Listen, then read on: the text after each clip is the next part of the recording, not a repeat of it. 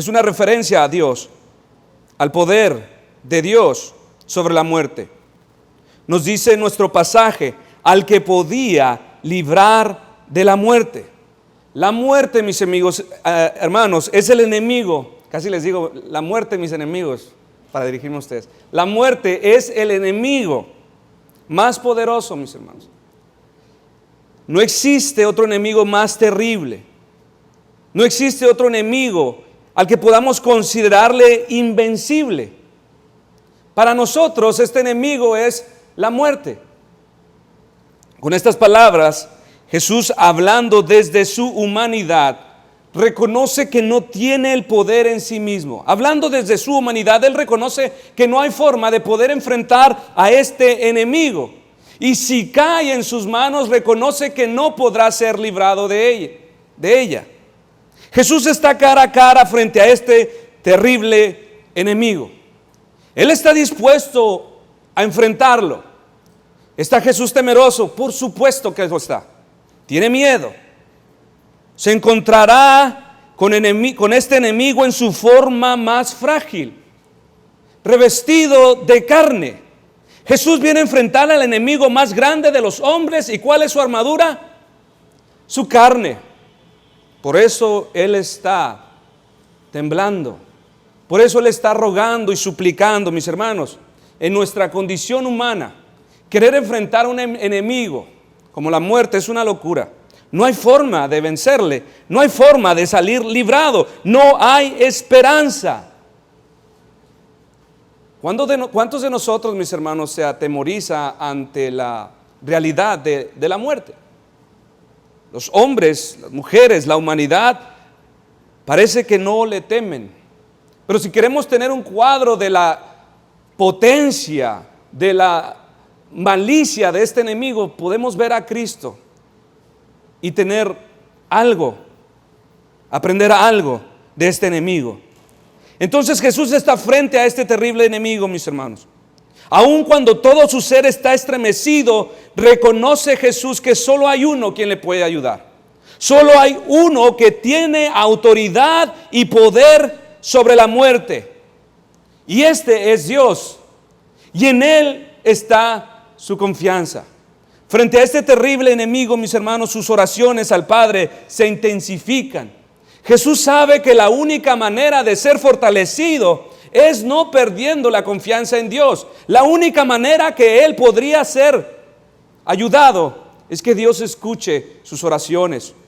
Y es por esta razón, mis hermanos, que en ese momento crucial de su vida, Él procura afianzarse en Dios. Él trae a la memoria todas las veces que Dios libró a otros siervos en el pasado. Obviamente que esto no lo dice nuestro pasaje, pero lo podemos deducir cuando leemos Salmo 22 del 4 al 5, el cual fue una profecía de lo que sucedería en Cristo cuando estuviera en este momento crucial.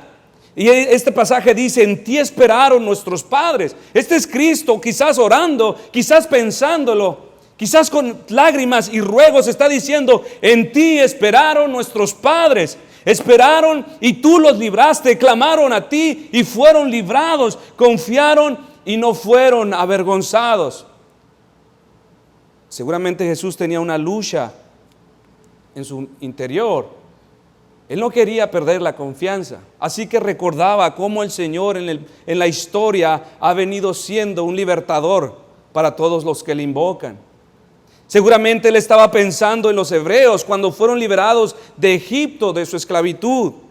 Su clamor dice que fue escuchado. El clamor de los hebreos llegó a los oídos de Dios y dice: fueron liberados. Oh Señor, así clamo yo en esta noche.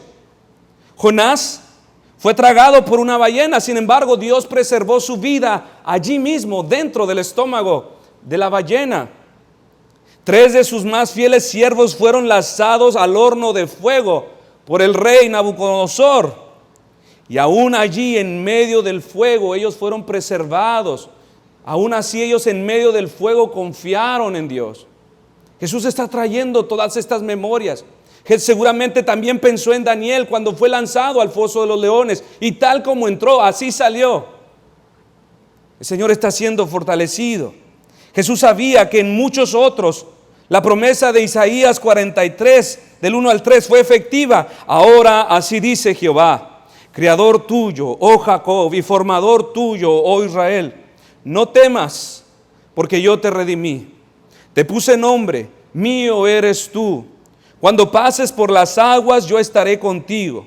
Y si por los ríos, no te enajenarán. Cuando pases por el fuego, no te quemarás, ni la llama arderá en ti.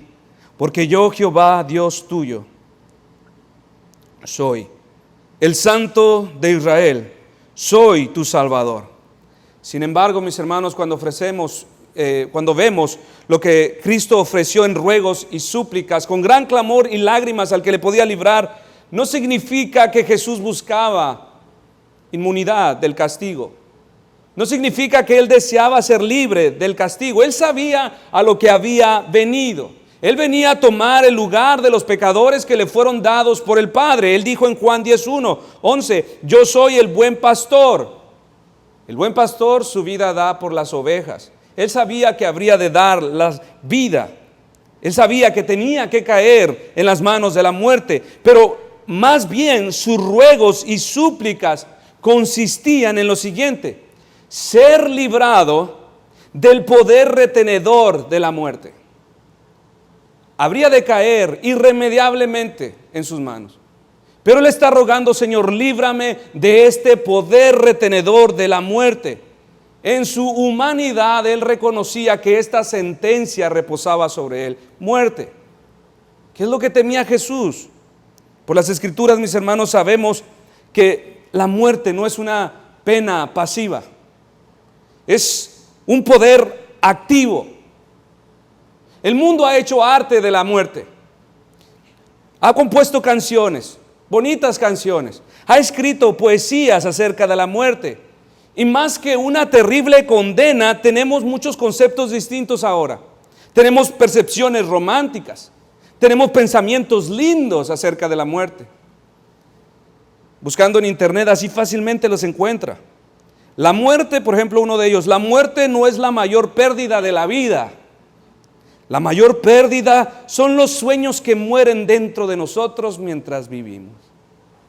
Es más feo que no se realice un sueño en tu vida que morir. La muerte es una dama que se hermosea, solo hay que esperarla. Bonita poesía que halaga el ego de la mujer, ¿verdad? La gente no muere.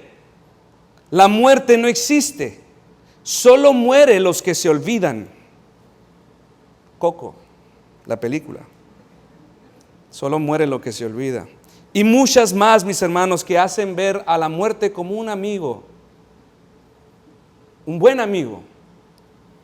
Pero la muerte, mis hermanos, es todo menos lo que el mundo propone. La muerte es una fuerza retenedora, es una fuerza activa en cuanto a su poder corruptible y para corromper todo lo que toca. Esta, mis hermanos, es la pena que reposa sobre toda la humanidad desde el principio. Después de la caída, todo ser humano nace con apariencia de que vive. Pero la realidad, mis hermanos, es que, tal y como la Escritura nos revela, todos nacen muertos espiritualmente. Y aun cuando podríamos decir que nuestros cuerpos viven, la realidad es esta: desde el momento, mis hermanos, de nuestra concepción, las penalidades de la muerte se hacen visibles en nuestros cuerpos. Desde el momento de la concepción somos como una flor fresca, cortada, aunque fresca y aromática, mis hermanos. A partir de entonces no hace otra cosa más que comenzar su proceso de deterioro, marchitarse poco a poco. Conforme avanza el tiempo, nosotros sabemos en la experiencia, las enfermedades son más frecuentes, los dolores son más frecuentes, el cansancio es más frecuente, la vejez, las arrugas, hasta que llega la muerte. Hay un poder corruptible sobre nuestros cuerpos, hay un poder corruptible. Y para nuestra desgracia, mis hermanos, es solo hasta que el cuerpo muere que pensamos, que comenzamos o queremos considerar la realidad de la muerte. Hasta el momento que nos dicen: te queda poco de vida, o es un cáncer agresivo. Y entonces por primera vez piensas, oh, moriré. Pero esto último, mis hermanos, considerar la realidad de la muerte o morir, no es el principio de la muerte de acuerdo a las Escrituras, mis hermanos. Más bien, cuando vemos que un cuerpo muere, es el agotamiento de la gracia común de Dios. Es un agotamiento de su gracia. Porque mientras la gracia reposaba sobre este hombre no arrepentido, el poder de Dios restringía el poder corruptible e inmediato que la muerte tiene sobre toda criatura, sobre todos los hombres. Por tal razón, mis hermanos, como creyentes creemos que la muerte física no es la consumación del poder de la muerte, ni es el fin de su fuerza. Pues por las mismas Escrituras sabemos que estas mismas ligaduras se intensifican después de que el alma experimenta la humillación de ser separado de su cuerpo. La muerte no inicia cuando un cuerpo es separado de su alma y se ve que cae inerte. Simplemente es la continuación, simplemente es parte del proceso de lo que inició en el principio. Y así la muerte, mis hermanos, continúa corrompiendo a los hombres, tanto física como espiritualmente, después de esta vida. ¿Qué quiero decir con esto, mis hermanos? Primero quiero decir que dichas consecuencias retenedoras, dichas consecuencias corruptibles de la muerte, se sufren ahora de una manera distinta. Esta penalidad reposa sobre los hombres, tanto en su alma como en su cuerpo. Pero a partir de ese momento que vemos que alguien cae muerto, ahora esta fuerza corruptible se manifiesta, se intensifica de otra forma. Simplemente ahora continúa sus trabajos haciéndolo de manera separada. Ambas propiedades de la persona, tanto el alma como el cuerpo, sufren consecuencias aún más devastadoras. Por ejemplo, para el alma, después de esta separación, permanecer bajo las ligaduras de muerte es sufrir el tormento en un estado consciente hasta que el gran juicio llegue y sufra la pena absoluta de su perdición. El cuerpo no queda exento. Para el cuerpo, permanecer bajo las ligaduras de muerte es experimentar la descomposición y podrición de sus órganos, todo lo que constituye su cuerpo físico, hasta volver a la nada del polvo. Gusanos, hedor, descomposición, todas estas cosas están relacionadas con sus efectos en la carne. Se sufren por separado ahora, se intensifican. Estas retenciones, mis hermanos, o ligaduras continuas de muerte, siguen y acompañan a aquellos que no pudieron presentar satisfacción o mérito alguno por su rescate. Esto nos incluye a todos. Incluye a la humanidad entera. Estos efectos retenedores continuarán. Cada vez, mis hermanos, que nosotros vemos un cuerpo en un ataúd o en alguna noticia o quizás en un periódico amarillista y lo vemos en descomposición, es simplemente un recordatorio a la humanidad. Nos comunica, has caído y la sentencia es justa. Estás bajo la maldición de la ley a causa de tu pecado. La sentencia final se apresura para todos por igual. Cuando cada vez que vemos algo como esto nos recuerda, mis hermanos, la carencia de valor, la carencia de mérito en el hombre para salvarse a sí mismo. Nos recuerda que dicho hombre no pudo presentar satisfacción propia o mérito alguno. Por eso permanece y permanecerá muerto y sufrirá los efectos de una corrupción total y eterna, un fin devastador. ¿Por qué? No pudo presentar mérito en toda su vida, por lo tanto permanece muerto, sigue atado a las ligaduras, no puede librarse. Mientras vivimos en esta tierra, mis hermanos, algunas veces estaremos llenos de salud, pero traemos gran dolor en el alma. Otras veces estaremos muy enfermos físicamente, pero nos consolaremos por el hecho de que todo está bien, mis hijos están bien, mi esposa está bien. Hay consuelo, ya sea que esté enfermo, todo está bien, hay consuelo. Traigo un dolor en el alma, sí, pero tengo una salud perfecta. Al final, Dios no castiga dos veces, decimos. nos consolamos, pero mis hermanos, en la muerte no hay alivio ni para el alma ni para el cuerpo. No podrá experimentar el privilegio de tener paz en su cuerpo, aun cuando su alma se duele por un hijo rebelde.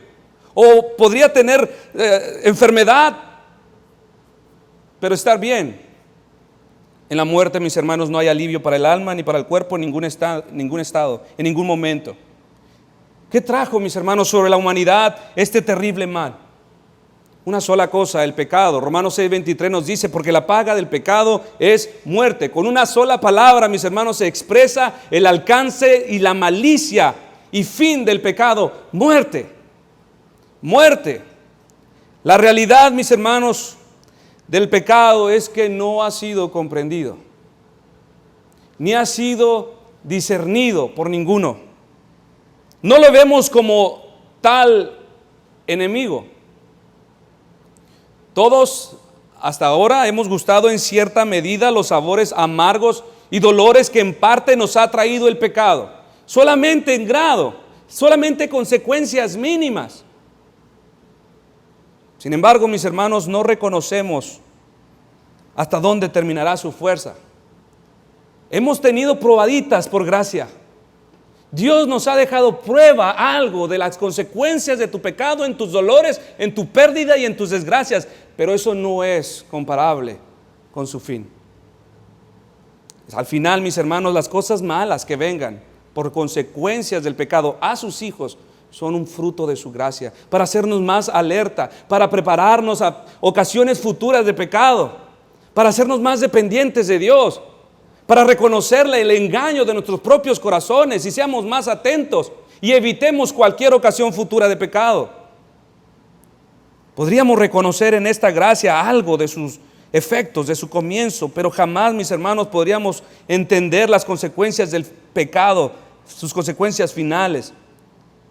En las Escrituras, por ejemplo, tenemos algunos eventos registrados que nos hablan de su fuerza destructiva, mis hermanos.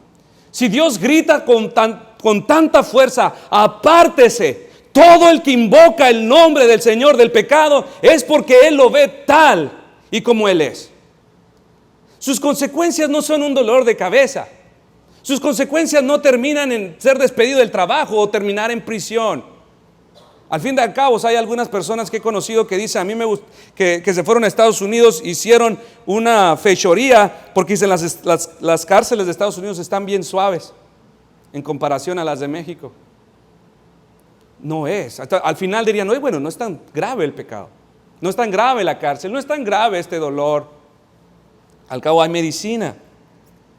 Mis hermanos, solamente Dios sabe de lo que nos está advirtiendo. Solamente Él reconoce de su fuerza y de su poder retenedor. Por ejemplo, ¿qué fue lo que privó a estos hermosos y poderosos ángeles que habitaban en el mejor y mayor estado de gloria y felicidad en el cielo? Una sola cosa: el pecado. El pecado los entregó a cadenas eternas, espirituales y de tormento, mis hermanos. ¿Qué expulsó a Adán de un paraíso tan deleitoso? Fue el pecado una vez más, mis hermanos. ¿Qué trajo sobre el mundo un diluvio universal? Nuevamente el pecado. ¿Qué hizo que del cielo descendiera fuego sobre los hombres en Sodoma y Gomorra? Una vez más el pecado, mis hermanos, sea en el cielo, sea en la tierra, donde quiera que el pecado aparece, trae poder destructor. Trae terribles consecuencias, trae la muerte, y la muerte ejerce poderes retenedores y no hay fuerza que pueda librarnos de ella. No hay fuerza que pueda librarte. Vemos en nuestro pasaje, mis hermanos, al mismo Hijo de Dios suplicando al Padre: líbrame de ella. Jesús habla de morir. Jesús está hablando de líbrame de la muerte. Pero algo muy distinto entre su muerte, mis hermanos, y la nuestra es que Él no moría por causa de sus pecados. Eso está clarísimo entre nosotros. La Biblia dice frecuentemente que nuestros pecados fueron puestos sobre Cristo. Él dice, pero el Señor hizo recaer sobre Él la iniquidad de todos nosotros, Isaías 53. Cargó con el pecado de muchos. Isaías 53, verso 12. Juan el Bautista llama a Jesús el Cordero de Dios que quita el pecado del mundo. Juan 1:29. Pablo declara que por nosotros Dios a Cristo lo trató como pecador, según a los Corintios 5:21. Cristo fue hecho maldición por nosotros, Gálatas 3:13. El autor de Hebreos dice que Cristo fue ofrecido en sacrificio una sola vez para quitar los pecados de muchos, Hebreos 9:28. Pedro dice, él mismo en su cuerpo llevó al madero nuestros pecados. Y al presentarse con pecados, mis hermanos, no podría recibir ninguna otra cosa. Sí, era el Hijo de Dios, pero sobre él reposaban nuestros pecados. Por lo tanto, irremediablemente tenía que morir, tenía que asumir las consecuencias, la pena sobre los que pecan. Muchos, mis hermanos, al hablar de la muerte de Jesús, hablamos solamente de su muerte física. Pero lo cierto, mis hermanos, es que Él entregó a la muerte tanto su cuerpo como su alma. Jesús no solamente murió físicamente, Él tenía que ser semejante a nosotros. No solamente nuestros cuerpos ocupaban redención, también nuestra alma. Por lo tanto, en alma y cuerpo se entregó a los poderes de la muerte. Él estuvo dispuesto a experimentar también lo que nosotros llamamos muerte espiritual, la cual nos alcanzó a todos cuando estábamos sin Cristo. Y quiero enfocarme un poco en esto porque de la muerte física hemos hablado demasiado. ¿En qué consistió esta muerte espiritual en Cristo, mis hermanos? El inicio de esta muerte en Cristo consistió en perder el gozo y deleite, los cuales fluían de la unión con Dios. Saborear la ira de Dios. La ira de Dios fue comunicada al serle entregada la copa para beberla. Un sometimiento a los poderes de las tinieblas. Cristo sintió en su muerte la más terrible de las angustias. Las acusaciones más viles, no solo las sufrió externamente, sino al interior de su alma. Él no conocía pecado. Pero a partir de ese momento su conciencia le gritó como el hombre más vil y bajo, como el hombre que ha cometido los más bajos pecados, los más inmorales. Todo acto inmoral que usted pueda imaginarse, de cual su conciencia no le ha acusado, a Cristo le acusó. Probablemente le acusó de pedófilo, de inmoral, de adúltero. ¿Usted sabe qué habrá sido, qué significó esto en Cristo? Aquel que no conocía pecado y soportar en su alma estas acusaciones, fue entregado al poder de las tinieblas, hecho esclavo. Llevó el dolor en su alma de la culpa, mis hermanos. Todos nosotros, si en un momento sentimos culpables, nos aislamos de las relaciones, nos aislamos de nuestras familias, de los hermanos. La culpa nos aparta. Jesucristo hizo eso mismo, se apartó a un lugar solo. No podía mirar a los discípulos a la cara. Soportaba el sentimiento de la culpa. Esta culpa ardía en su corazón, que no podía identificarse con nada bueno. No podía reconocer o creer que podía merecer algo. Todo lo que le aconteciera era digno, de él es digno. Dice, no tiene caso. El alma de Cristo, mis hermanos, no fue afectada solo en parte, completamente. Él experimentó la esencia de lo que es estar muerto espiritualmente, tal y como lo experimentó físicamente. Él fue separado de Dios. Cuando Jesús clamó, Dios mío, ¿por qué me has desamparado? La consumación de su muerte espiritual se hizo evidente. Se rompió la relación con Dios, se acabó. ¿Qué es muerte espiritual? Separados de Dios. Cuando decimos que todos los hombres nacen muertos espiritualmente, mis hermanos, lo que queremos decir es que aunque ellos tengan vida física, ellos están muertos espiritualmente, no tienen vida espiritual, han sido cortados de la maravillosa relación y dulce comunión con Dios. En este sentido, el hombre ha muerto. Y mis hermanos, no tiene poder alguno para resucitarse a sí mismo. Jesús experimentó esto, mis hermanos, en la cruz. Jesús lo experimentó en el monte de los olivos. El abandono de su Padre, absoluto, total. Fue privado de toda respuesta. Fue privado de toda gracia. Fue privado de consuelo. Ya no tenía nada del Padre. En esa condición no podía pedir nada. Cuando exclamó a gran voz: Padre, ¿por qué me has abandonado?, dejó saber que había quedado separado de la más dulce comunión con su Padre.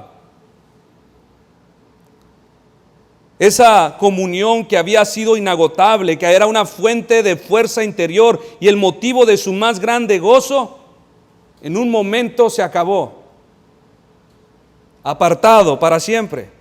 Él estaba solo, mis hermanos. No solamente sus discípulos le abandonaron, sino lo que era peor, también el Padre. Y como consecuencia de este abandono, mis hermanos, la muerte pudo enseñorearse de él. No hay quien lo defienda. Dios no está con él. Como consecuencia de este abandono, pudo experimentar el grado más degradante de humillación que ha caído sobre los hombres: que el alma y el cuerpo sean separados uno del otro. Así Jesús murió. Cualquiera ahora diría: ¿y de qué le sirvió ser tan bueno? ¿De qué le sirvió haber servido al Señor todos los días de su vida?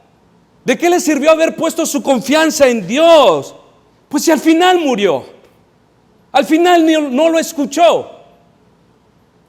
¿De qué le sirvió tantos años en la congregación? Vida de mortificación y apartarse del pecado. Momento, mis hermanos. El Hijo fue escuchado, nos dice nuestro pasaje. Ahora, no olvidemos que cuando Jesús pedía ser liberado de la muerte, no pedía inmunidad de la muerte, no pedía libertad de este castigo, sino Él estaba pidiendo libertad de ser retenido por ella. Que cuando Él muriera no permaneciera allí. Él dijo en Juan 12:27: ahora está turbada mi alma. ¿Y qué diré? Padre, sálvame de esta hora, mas para esto he llegado a esta hora. Hebreos 5:7: y Cristo en los días de su carne, ofreciendo ruegos y súplicas con gran clamor y lágrimas al que le podría librar de la muerte, fue oído a causa de su temor reverente. Repito, de acuerdo a estos dos pasajes, no está diciendo que Él no quería caer en las manos de la muerte. Más bien Él quería no ser retenido por la muerte. Y dice nuestro pasaje: fue oído a causa de su temor reverente. ¿Qué nos está diciendo la palabra, mis hermanos? Esto nos muestra que las oraciones que ofreció Cristo, todas y cada una de ellas fueron recibidas, fueron escuchadas, fueron aceptadas y no fueron en vano. Ninguna de ellas fue en vano, todas fueron eficaces. Recuerda cuando Cristo resucitó a Lázaro. ¿Qué es lo que dijo el Señor Jesús? Padre, te alabo porque a veces tú escuchas mis oraciones. Padre, te alabo porque quizás tú escuchas las oraciones. Él dijo: Padre, te alabo porque tú siempre me escuchas. Cuando Cristo estaba en sus agonías, nos dice la palabra en Lucas 22:43, que Dios envió un ángel para fortalecerle. Mis hermanos, un ángel no se mueve si Dios no lo envía. Y había uno con él. Esto es una evidencia, Dios lo escuchaba.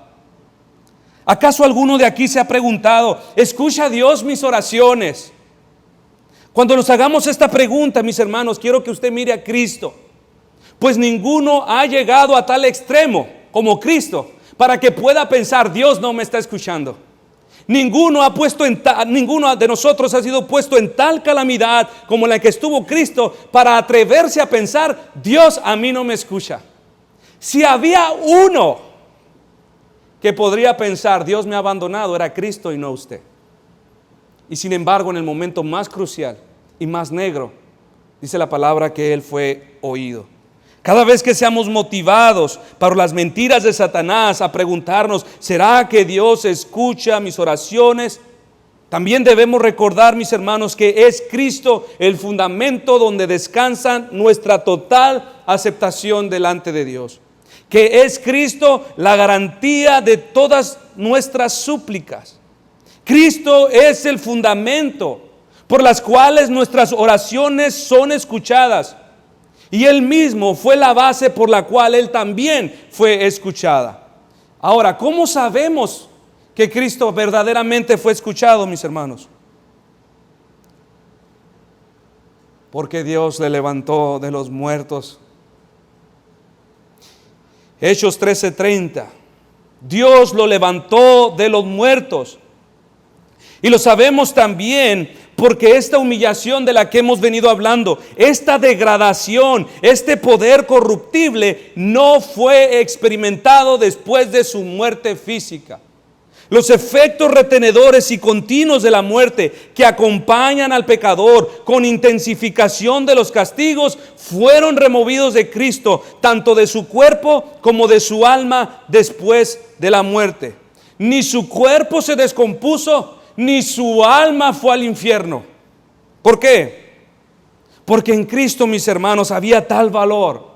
Porque en Cristo había tal dignidad, tal pureza, que cuando derramaba su sangre y agonizaba sufriendo sobre la cruz, pagaba en su totalidad hasta el último centavo que se le debía a la muerte. Pagaba hasta el último centavo que se le debía a la ley, a la maldición de la ley por todos nosotros. Y al haber saciado todo sobre la cruz, Dios escuchó su oración y le liberó de la muerte. En esta razón dice Hechos 2:24 acerca de Cristo, al cual Dios levantó suelto los dolores de la muerte, por cuanto era imposible que fuese retenido por ella. Ya no tiene nada que demandar, todo lo pagó en la cruz. No hay razón para seguirle después de la muerte. Porque David dice de él, veía al Señor siempre delante de mí, porque está a mi diestra, no seré conmovido. Por lo cual mi corazón se alegró y se gozó mi lengua, y aún mi carne descansará en esperanza, porque no dejarás mi alma en el Hades, ni permitirás que tu santo vea corrupción. Estas ligaduras, mis hermanos, estas ligaduras de muerte, hubieran permanecido en Cristo después de su muerte, a no ser por su gran valor, que presentaron satisfacción completa a la justicia de Dios. Mientras Él aún colgaba en la cruz, todo se estaba pagando allí. Todo lo que demandaba la muerte, la ley, la maldición, los castigos, la ira, todo se estaba consumando, estaba siendo sorbido en ese instante. Recuerda cuando la Escritura nos habla que Lázaro fue resucitado. Ahí tenemos a uno que es indigno. Ahí tenemos a uno que no tiene mérito alguno, uno como todos nosotros. Y cuando Jesús oró y pidió al Padre que salga de ese lugar, ¿qué dice la Escritura? Que su cuerpo no vio corrupción. Gedía ha muerto. Y le quitaron las vestiduras y quizás lo lavaron porque apestaba a Lázaro. Pero cuando Cristo fue levantado por el poder del Espíritu Santo, Él salió de la tumba sin ver corrupción. Esta es una de las razones por las cuales Él no había sido glorificado aún. ¿Para qué? Para que todos vean que éste venció la muerte en su estado más frágil. Fue en los días de su carne, no en su gloria, en los días de su humillación, donde la muerte, aún la muerte, no pudo retenerlo, no pudo vencerlo, no pudo afectarlo.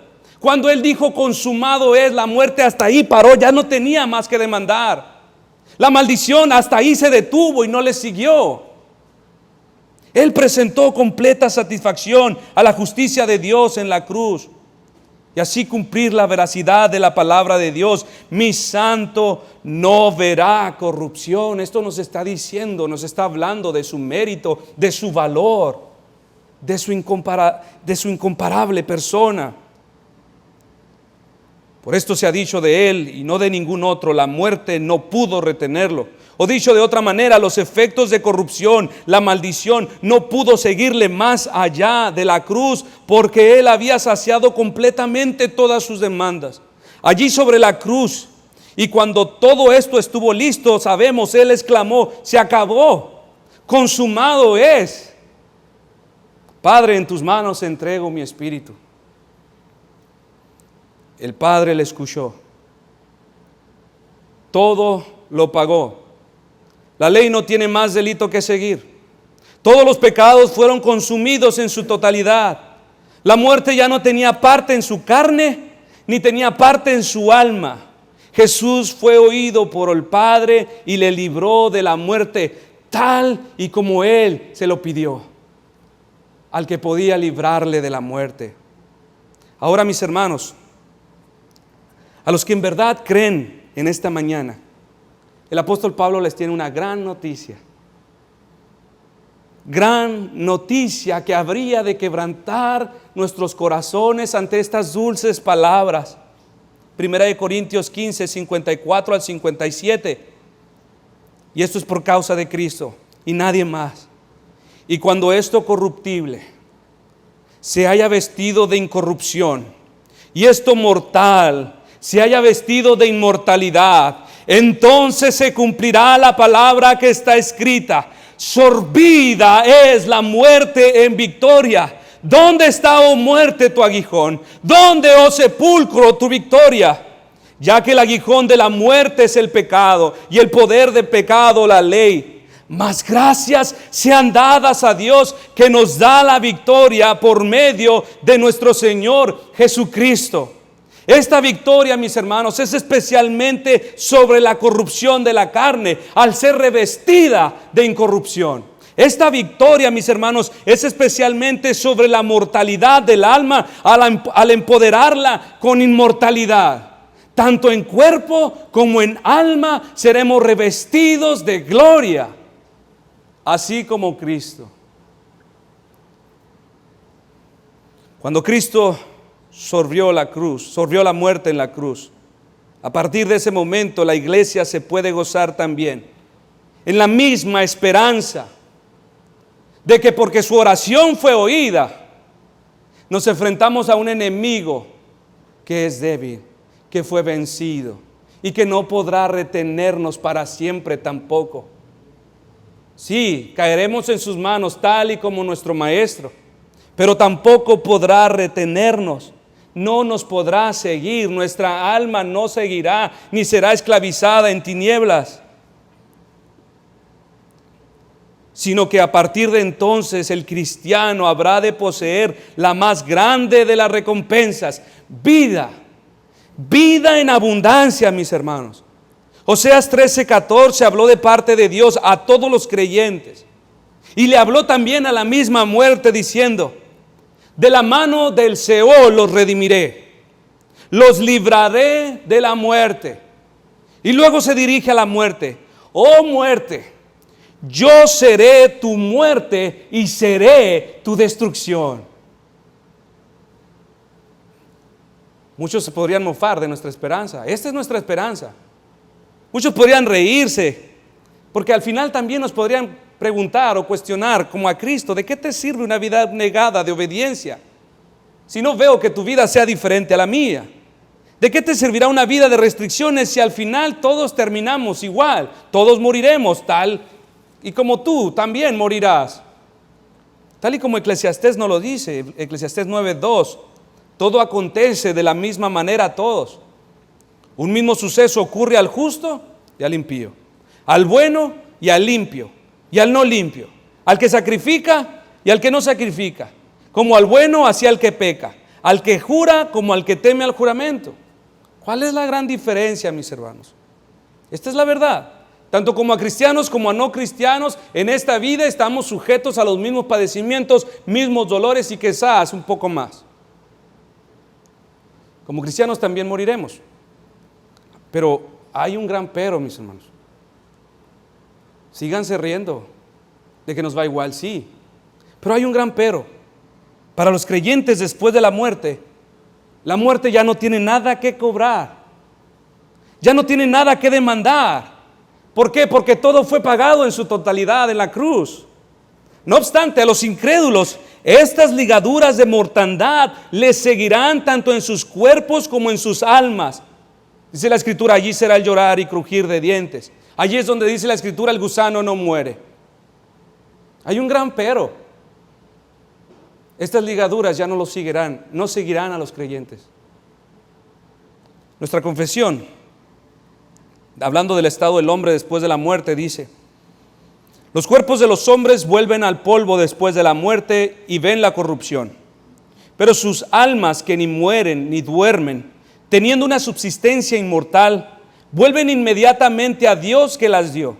Las almas de los justos, siendo entonces perfeccionadas en santidad, son recibidas en el paraíso donde están con Cristo y contemplan la faz de Dios en luz y gloria, esperando la plena redención de algo que se quedó en la tierra, sus cuerpos. Sin embargo, las almas de los malvados son arrojados al infierno, donde permanecen atormentados y envueltos en densas tinieblas, reservados para el juicio del gran día. Fuera de estos dos lugares, para las almas separadas de sus cuerpos, las Escrituras no admite ningún otro. ¿Quién de nosotros no se goza, mis hermanos, ante la esperanza de que nuestras almas, en el instante que mueren, contemplarán gran luz, gran gloria, gozo? Ahora, seguramente todos al ver aquí, seguramente muchos de ustedes están pensando: ¿y qué de mi cuerpo? Mi cuerpo verá corrupción. Sin embargo, pensando bíblicamente, mis hermanos, la Biblia ya no le llama corrupción a esta descomposición física. Sí, igualita que la del impío como la del creyente, igualitos se descompondrán, se corromperán. Pero la Biblia tiene otra perspectiva para llamar a la muerte de los creyentes. Pero dirá alguno: ¿cómo resucitarán los muertos? ¿Con qué cuerpo vendrán? Si se pudrió. Él, yo creo que lo que está preguntando, si está totalmente pudrido. Pablo le responde: necio, lo que tú siembras no se vivifica si no muere antes.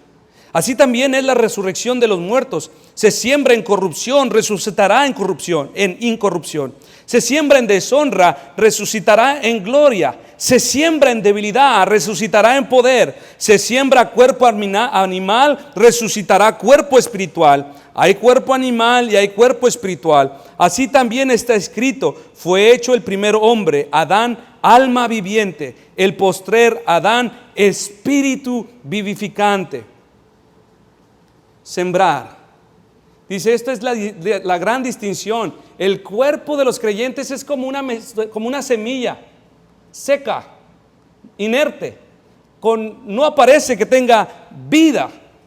Sin embargo, esta brotará con gran vigor, con gran fuerza. Ahora, mis hermanos, para ir cerrando mi mensaje, quiero hacer el llamado a algunos de ustedes, reconociendo, mis hermanos, las consecuencias terribles del pecado, muerte, sus terribles efectos, tanto cuando se intensifican después de la separación del cuerpo y el alma. ¿Por qué a pesar de eso algunos de ustedes retrasan y posponen entregarse a Cristo? Hemos tenido una visión tan pequeña y tan corta de esta humillación, de esta degradación que viene sobre el hombre. La humillación más grande de todas, mis hermanos, es ser separado de su cuerpo, sí, pero aún viene algo más fuerte.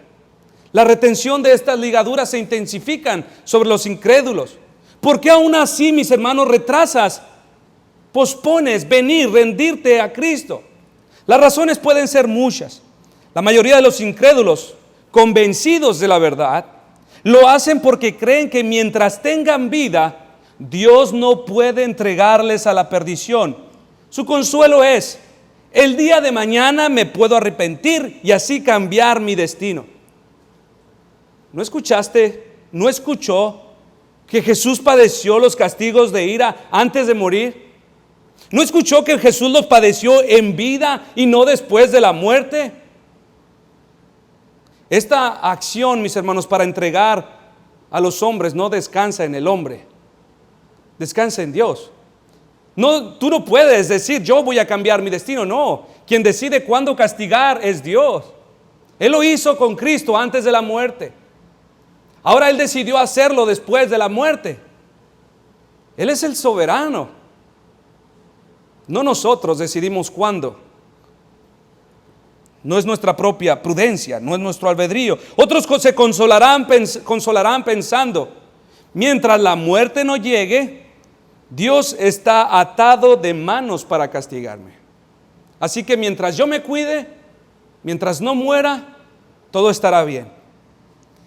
Hermanos, que a Dios le haya placido limitar su juicio hasta después de la muerte, no nos habla de una debilidad en Dios, sino de la poderosa obra de misericordia y de su gracia para no entregarte en vida a los tormentos del castigo, como lo hizo con Cristo mientras vivió. Entonces, cuando pensamos así, tenemos una perspectiva muy equivocada, muy humanista, creyendo que Dios me habrá de castigar solamente después de la muerte. Lo hizo con Cristo en vida. Creyendo que lo que restringe a Dios es la muerte para no poder castigarme, lo hizo con Cristo en vida. Esto es despreciar su gracia. Muchos han interpretado el tiempo como un paréntesis, mis hermanos, en la eternidad. Piense por un momento en lo que estoy diciendo. En el día que Dios creaba el tiempo, estaba mostrando su gracia. ¿Por qué estaba mostrando su gracia? Él sabía que nos rebelaríamos, pero nos puso aparte de la eternidad, nos sacó de la eternidad. Y ahora tenemos tiempo para considerar lo que estamos escuchando, para considerar lo que hacemos, para considerar en qué nos estamos gastando el tiempo. Tenemos ahora tiempo para reflexionar, para ver todo lo que acontece alrededor, para ver lo que ha pasado con los que han muerto primero, para contemplar las Escrituras, detenidamente razonar a través de todas sus metáforas de cuando nos habla de sus tormentos en el infierno, de la muerte. Nos dio tiempo para que al hacer esto procuremos correr a Cristo y escapemos de sus castigos. Si Dios hubiera querido condenarnos desde el principio, no tendría necesidad de hacer tiempo. Él habría puesto a la humanidad en la eternidad, tal y como los ángeles, y en el momento que pecaron, fueron condenados. A nosotros hizo un paréntesis. Desde el principio que Él hizo el tiempo, ya nos estaba hablando de su gracia. No desprecies esa gracia, mis hermanos. El tiempo ahora es lo más precioso que tenemos a la luz de la gracia. En conclusión, Cristo, en su estado de humillación, elevó sus oraciones a aquel que podía librarle de la muerte. Con dichos ruegos y súplicas a Dios, Jesús no buscó inmunidad del castigo. Más bien sus oraciones consistieron en ser librado del poder retenedor de la muerte, de estas ligaduras que corrompen terriblemente tanto al cuerpo como al alma de todos los que han pecado. En Cristo no había pecado, pero por amor a nosotros Dios cargó sobre Él todas nuestras iniquidades. Por esta razón Jesús fue contado entre los pecadores y murió. Murió tanto espiritualmente como físicamente. Sin embargo, fue por su gran valor y dignidad que la muerte no pudo retenerlo, que las ligaduras de muerte no le siguieron a la tumba. Fue por causa de su temor reverente que sus clamores no fueron ignorados, sino escuchados. Y al haber sido escuchado por el Padre, Jesucristo fue levantado del sepulcro al tercer día, cumpliéndose la Escritura: su santo no vio corrupción. Y así se presentó públicamente, suelto los dolores de la muerte, para que todos los que en Él ponen su esperanza sean revestidos en sus almas de inmortalidad y en sus cuerpos de incorrupción. ¿Qué hacemos con todo esto, mis hermanos? Mediten el poder de Dios, mis hermanos, que tiene poder sobre la muerte. La muerte es el enemigo supremo, por lo tanto, cualquier otro problema es un enemigo menor. Es un enemigo débil. Aquí hay consuelo, pues si Él puede socorrer en el momento más difícil, fácilmente lo hará en cualquier otra situación. Reconocer que Dios siempre escucha las oraciones de su Hijo es un aliciente para todos nosotros en la angustia, en el miedo, aún, mis hermanos, en el mismo lecho de muerte. Pues sabemos que en el Hijo nuestras oraciones no pueden ser más que oídas siempre. Meditar en la respuesta que recibió el Hijo del Padre en su angustia fortalecerá nuestro consuelo, paciencia y sujeción a Dios en medio de la confusión, en medio de las tinieblas, al saber que al final, tal y como al Hijo, Dios le dio lo que era mejor.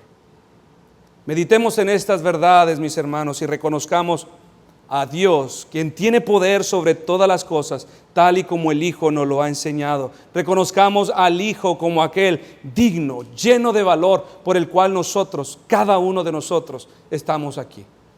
Oremos.